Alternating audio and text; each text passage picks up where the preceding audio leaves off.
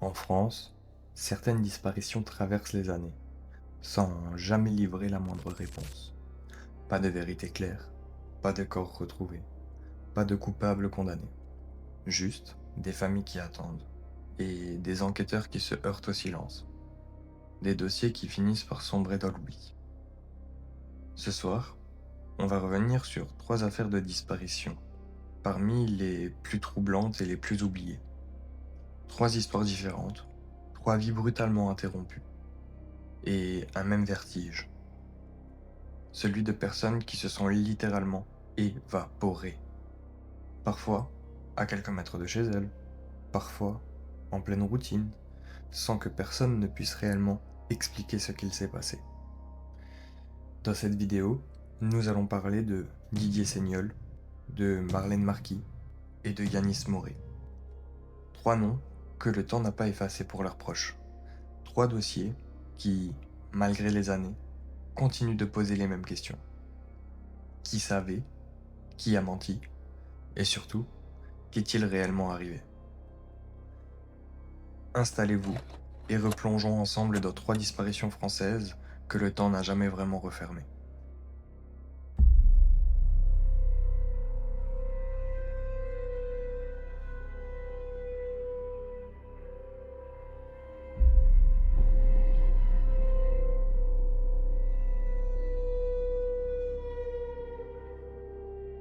Le 27 janvier 1994, en Dordogne, un homme de 29 ans disparaît, presque, sous les yeux de tout le monde. Pas au bout du monde, pas après un long voyage, pas dans une grande ville. Didier Seignol s'évapore sur un trajet de quelques kilomètres seulement, entre un terrain de football et la maison de ses parents. Plus de 30 ans plus tard, personne ne sait encore où il est. Mais aujourd'hui, la justice semble enfin regarder cette affaire autrement. À l'époque, Didier vit avec sa compagne à Brive-la-Gaillarde. Et ce 27 janvier, il revient de Bordeaux, où il a dû passer un concours. En début de soirée, il rejoint ses parents et il dîne avec eux, comme un fils qui rentre simplement à la maison, puis il repart pour son entraînement de football à la Cropte, qui se situe à environ 5 km de la maison familiale. Il promet de revenir juste après, mais c'est la dernière promesse connue de Didier. Vers 21 h, l'entraînement se termine. Didier dit au revoir à ses coéquipiers. Certains doivent d'ailleurs reprendre la même route que lui. À ce moment-là, rien ne semble anormal. Mais un peu plus tard, un joueur expliquera aux enquêteurs l'avoir aperçu debout à côté de sa voiture, arrêté près d'une ferme abandonnée, à l'embranchement de la route qui mène vers la maison familiale. Les feux du véhicule sont allumés, d'autres témoins rapporteront même avoir entendu des claquements de portières, et certains évoqueront même des coups de feu. Après cela, plus rien. Didier Seignol vient d'entrer dans le silence. Et le lendemain, ses parents signalent sa disparition. Puis sa voiture est retrouvée sur la place de la gare des Versailles, à quelques centaines de mètres de la maison familiale. Très vite, plusieurs détails troublent la famille. Le frein à main est relevé, alors que, selon le père, Didier a l'habitude de laisser une vitesse engagée lorsqu'il stationne. La position du siège conducteur paraît également incompatible avec la taille de Didier, qui est décrit comme très gros. Dans la voiture, une petite trace de sang est révélée. Il s'agit bien de son sang. Et la vitre côté conducteur est entrouverte d'une dizaine de centimètres, pendant que la portière passager est la seule verrouillée. Dès le départ, il y a quelque chose qui sonne faux, comme si la voiture avait été posée là pour raconter une histoire qui n'est pas la bonne. Le 3 février 1994, une information judiciaire est ouverte, pour enlèvement et séquestration. Mais malgré les auditions, malgré les vérifications, malgré les premières investigations, l'enquête piétine. 2 ans plus tard, un nom lui est prononcé. Le 9 janvier 1996, pourtant, dans l'esprit de ses proches, l'idée d'un départ volontaire ne tient pas. Pour eux, Didier n'a pas disparu de son plein gré. Ce n'est ni son caractère, ni sa manière d'être. La famille refuse donc d'abandonner. En janvier 98, le dossier est rouvert. Les enquêteurs reprennent des vérifications, reviennent notamment sur l'hôtel où Didier avait dormi lors de son déplacement à Bordeaux, retraçant son trajet, réexpertisant plusieurs scellés. Mais malgré ces nouvelles démarches, l'affaire est à nouveau classée en octobre 2009.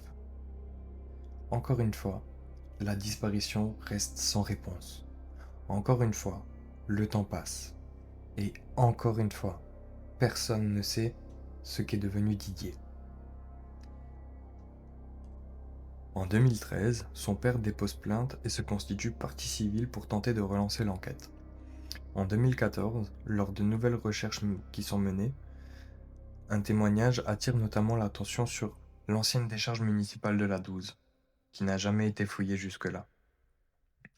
Les enquêteurs ratissent la zone, un archéologue est sollicité pour explorer les cavités naturelles et artificielles des environs, même un hélicoptère est utilisé pour détecter d'éventuels changements de végétation.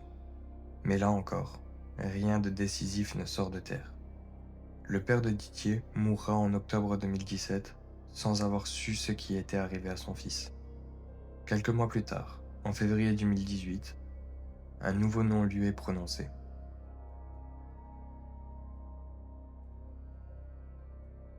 Aujourd'hui, ce que dit la justice est capital. Selon les informations publiées en janvier 2026, le scénario défendu depuis longtemps par la famille, celui d'une intervention extérieure, semble désormais être corroboré par les nouvelles investigations. Autrement dit, l'hypothèse d'un départ volontaire s'efface, mais l'idée d'un guet-apens devient beaucoup plus sérieuse. La famille soutient depuis longtemps que Didier aurait été victime d'un piège sur le chemin du retour, puis tué dans un contexte de représailles lié à un conflit de propriété. Cette thèse reste une hypothèse d'enquête, mais elle est désormais prise au sérieux par le pôle Cold Case. Toujours selon les éléments rendus publics, un suspect principal, aujourd'hui décédé, a été ciblé. Le Parisien et la Dépêche rapportent qu'il s'agirait d'un ancien agent municipal de la Douze, un réputé violent qui a déjà été condamné en 1989 pour des violences aggravées commises dans le cadre d'un guet-apens. Les enquêteurs soupçonnent aussi qu'il n'aurait pas agi seul. La Dépêche évoque même la possibilité de plusieurs personnes impliquées. C'est dans un climat de tension locale et de vieux conflits. Mais à ce stade, il faut être précis. Il n'y a pas, dans les sources consultées, de mise en examen publique annoncée, ni de résolution définitive du dossier. C'est ce qui rend cette affaire aussi glaçante. Pendant plus de 30 ans, une famille a soutenu qu'on avait maquillé un crime en disparition volontaire. Pendant plus de 30 ans, elle a refusé à croire à une fugue. Et aujourd'hui, les investigations semblent enfin regarder dans la même direction qu'elle. Pourtant, la question centrale demeure entière. Qu'est-il arrivé à Didier cette nuit-là? Où a-t-il été emmené? Qui était présent sur cette route? Et surtout, où est son corps? Car malgré toutes ces années, malgré les fouilles, malgré les relances, malgré les nouveaux soupçons, Didier Seignol n'a jamais été retrouvé. Si cette affaire fascine encore aujourd'hui, c'est parce qu'elle donne l'impression qu'une vérité a toujours été là, juste sous la surface, comme enterrée dans le silence d'un village, dans la peur, dans les habitudes, dans les non-dits. Un homme disparaît après un entraînement, sa voiture réapparaît. Sa famille doute immédiatement.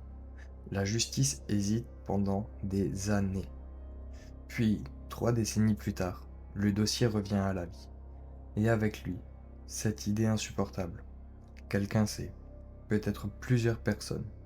Et depuis 1994, ce secret tient encore debout. Mais Didier n'est pas le seul à s'être volatilisé dans des circonstances que le temps n'a jamais vraiment effacées. En France, d'autres disparitions ont sombré dans l'oubli, laissant derrière elles les mêmes questions, le même vide, et parfois, les mêmes soupçons. Avant de passer à la deuxième histoire, pensez à vous abonner pour soutenir le travail. Et pour ne rien manquer des prochains dossiers, activez la cloche. À la fin de la vidéo, dites-moi en commentaire quelle histoire vous a le plus intrigué ou le plus bouleversé. Passons à la prochaine histoire. Dans certaines affaires, le mystère naît d'un détail étrange, d'un témoin contradictoire ou d'une piste mal exploitée. Ici, le plus glaçant, c'est peut-être l'inverse. Pendant plus de 30 ans, tout le monde, ou presque, a accepté une version simple. Une jeune femme serait partie un jour, sans se retourner, sans penser à ses enfants, sans donner ni signe de vie ni explication. Et cette femme, c'est Marlène Marquis.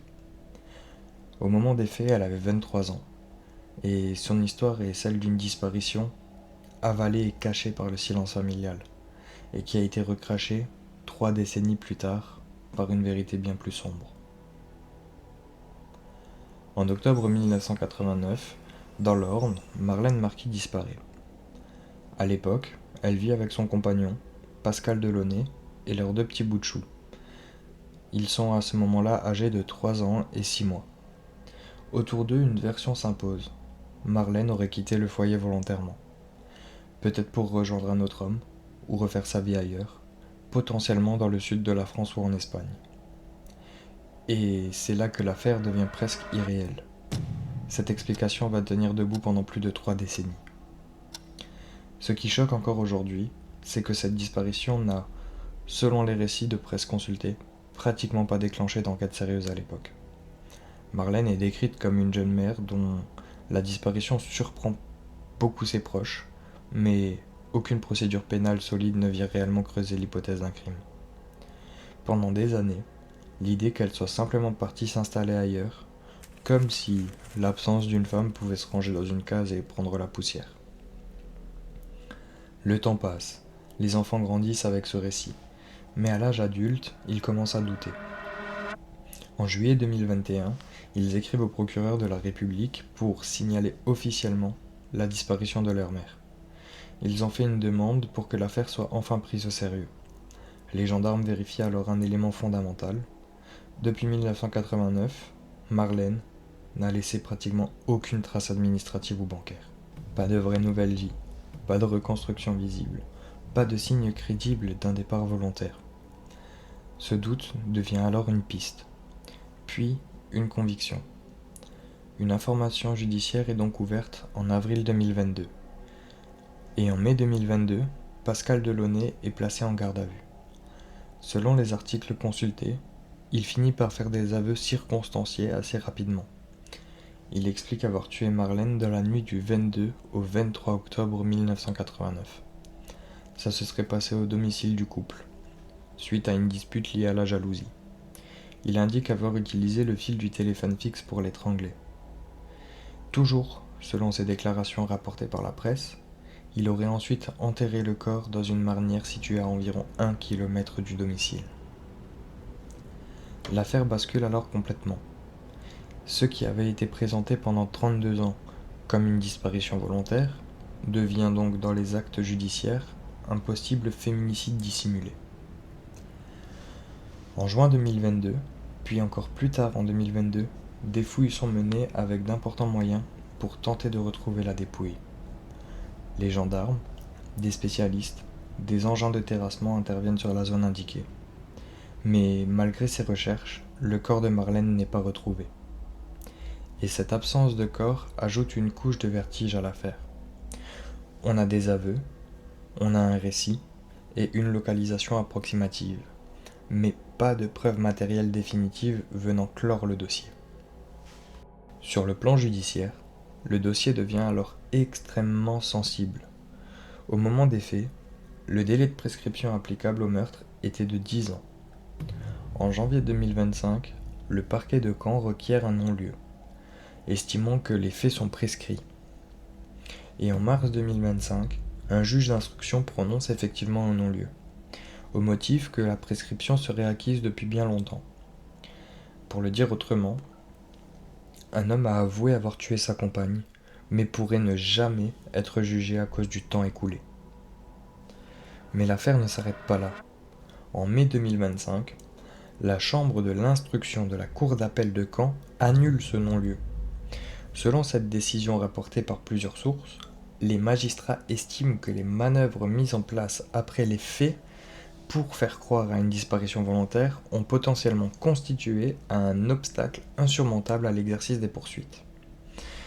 Donc pour faire plus clair, si le crime a été suffisamment masqué pour empêcher la justice d'agir, Alors la prescription ne peut pas jouer comme si tout avait été visible dès 1989. Du coup, la Cour ordonne en plus un supplément d'information judiciaire confié à un nouveau juge. Il faut quand même rester rigoureux dans la formulation. À ce stade des sources consultées, on peut dire que Pascal Delaunay a été mis en examen et qu'il a formulé des aveux rapportés par la presse. En revanche, il n'y a pas dans ces sources de décision définitive de condamnation. Le dossier est donc celui d'une disparition devenue une affaire criminelle, avec une instruction relancée, mais sans conclusion judiciaire finale dans les articles que j'ai retrouvés.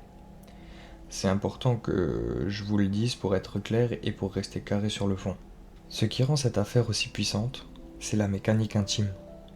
Pendant plus de 30 ans, deux enfants ont grandi avec l'idée que leur mère les avait abandonnés.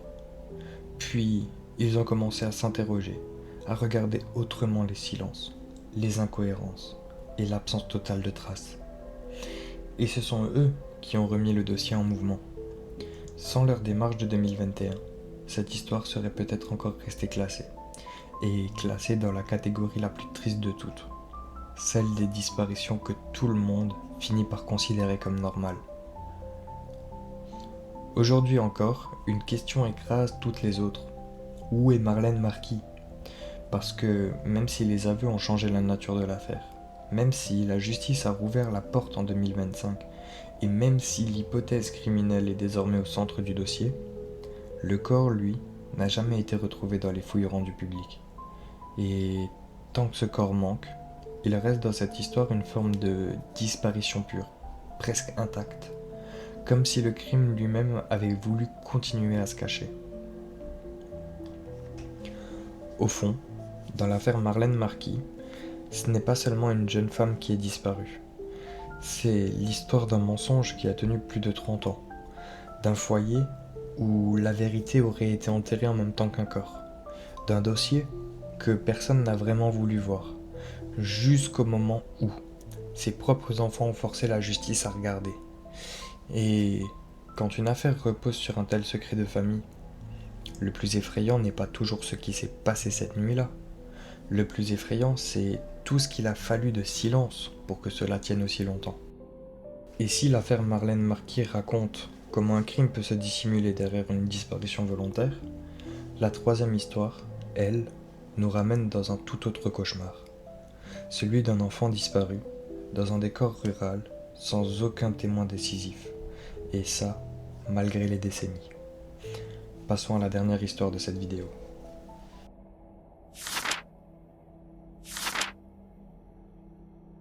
Le 2 mai 1989, dans un petit village des Alpes de Haute-Provence, un enfant de 3 ans disparaît en quelques secondes à peine. Pas aux abords d'une route nationale, pas même dans une gare, ni même dans une foule immense. Yanis Moret jouait juste à côté de sa maison, avec ses 3 frères. C'est un décor rural, calme, presque banal. Et pourtant, ce matin-là, il s'évapore. Et 35 ans plus tard, le mystère reste entier, même si l'enquête a connu un nouveau souffle grâce aux expertises ADN. À Ganagobi, au hameau du Belvédère, la famille Moret vit dans un environnement isolé, entouré de bois, avec vue sur la Durance. Ce matin du 2 mai 89, vers 10 heures, Yanis joue avec ses 3 frères, âgés de 5 à 9 ans. Ils sont en train de construire une petite cabane à quelques mètres seulement de la maison.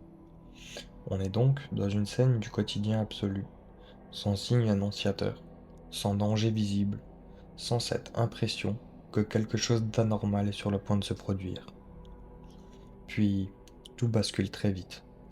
Et dans les récits rapportés par la presse, les enfants cessent d'être tous ensemble pendant quelques instants seulement. Quand l'attention se reporte sur Yanis, il n'est plus là. À cet instant, la première idée n'est pas celle d'un crime.